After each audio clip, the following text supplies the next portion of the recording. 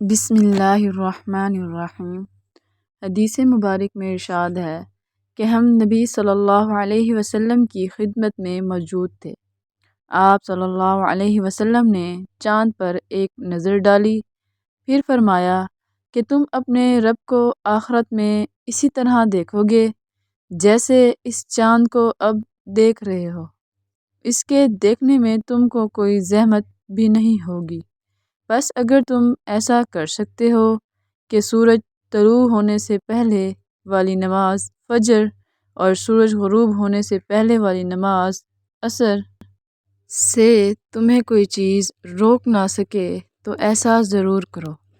پھر آپ صلی اللہ علیہ وسلم نے یہ آیت تلاوت فرمائی کہ پس اپنے مالک کی حمد و تسبیح کر سورج طلوع ہونے اور غروب ہونے سے پہلے۔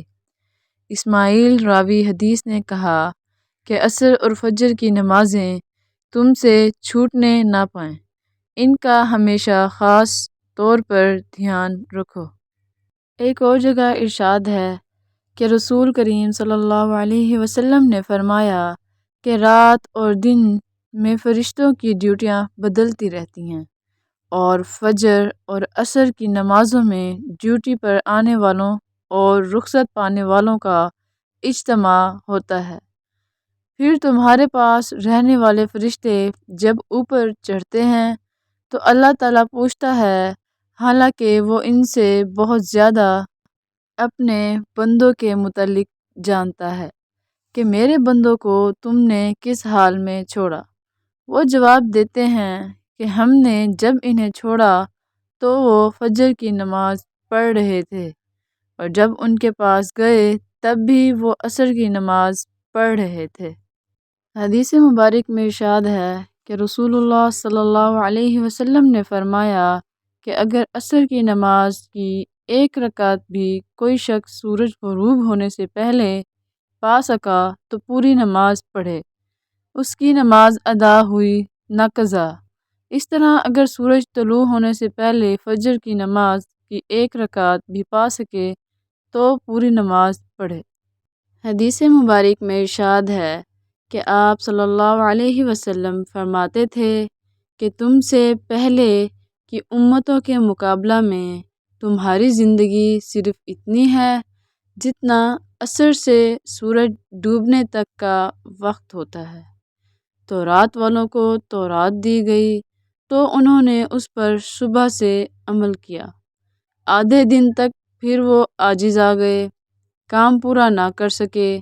ان لوگوں کو ان کے عمل کا بدلہ ایک ایک قیرات بقول بعض دینار کا 4/6 حصہ اور بعض کے قول کے مطابق دینار کا 20واں حصہ دیا گیا۔ پھر انجیل والوں کو انجیل دی گئی، انہوں نے آدھے دن سے عصر تک اس پر عمل کیا اور وہ بھی عاجز آ گئے۔ ان کو بھی ایک ایک قیرات ان کے عمل کا بدلہ دیا گیا۔ پھر عصر کے وقت ہم کو قرآن ملا، ہم نے اس پر سورج کے غروب ہونے تک عمل کیا اور کام پورا کر دیا، ہمیں 2 قیرات ثواب ملا۔ اس پر ان دونوں کتاب والوں نے کہا، اے ہمارے پروردگار، انہیں تو آپ نے 2 قیرات دیے اور ہمیں صرف ایک قیرات، حالانکہ عمل ہم نے ان سے زیادہ کیا۔ اللہ عزوجل نے فرمایا، تو کیا میں نے اجر دینے میں تم پر کچھ ظلم کیا؟ انہوں نے عرض کی کہ نہیں۔ اللہ تعالیٰ نے فرمایا کہ پھر یہ زیادہ اجر دینا میرا فضل ہے، جسے میں چاہوں دے سکتا ہوں۔